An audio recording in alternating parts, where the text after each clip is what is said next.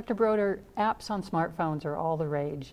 Doctors are using them more. What are you seeing in practice? I use my smartphone every day. One of the most useful things is something intrinsic in the phone, which is using its photographic and video capability to communicate with consultants. I also use onboard interpretation programs, some clinical decision rule programs, and medication and interaction apps. And some apps are designed for doctors, no? There are plenty of apps designed for doctors, but also the stores are littered with consumer-oriented applications, and you do have to be careful about the source of the information. As an example, I use some apps that incorporate clinical decision rules.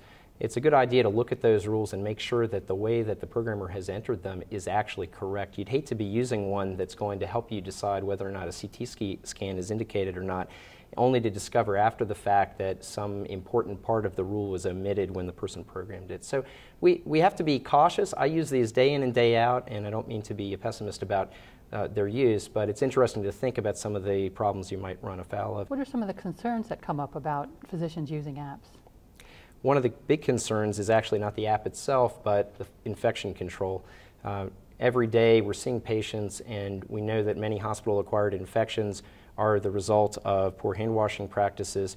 We make a supreme effort to wash before and after patient contact, but in between you're taking out your smartphone, using it, coming into contact with the patient, putting it back in your pocket, and then leaving the room, and the next patient possibly could come into contact with bacteria that's transmitted in that way. So an interesting problem. I haven't seen a good solution for that yet. Are there issues with privacy or HIPAA?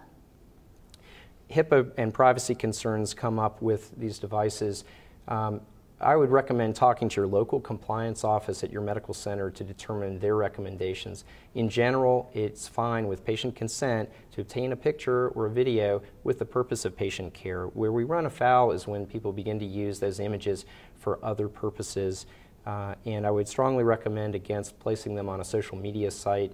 There are position statements from state medical boards, the American Medical Association, and many medical centers prohibiting that practice. Even when the images are de-identified and technically compliant with HIPAA, there's the potential that we violate a patient's trust in our medical profession and in the institution when we place a picture online.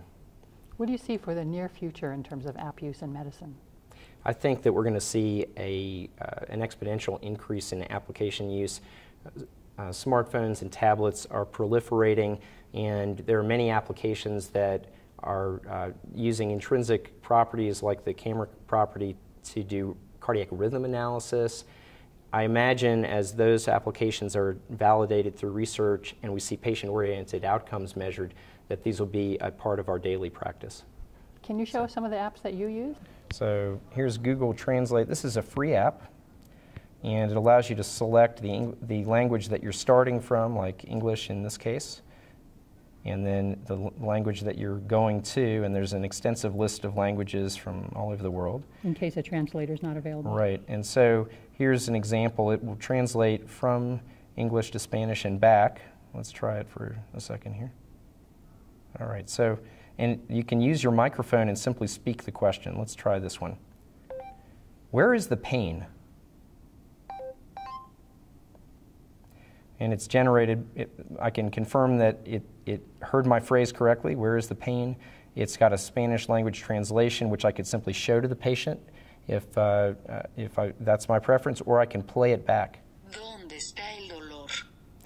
So now this is subject to errors. It's really important to make sure that the English language that you've input, whether that's typing or recording, is correct.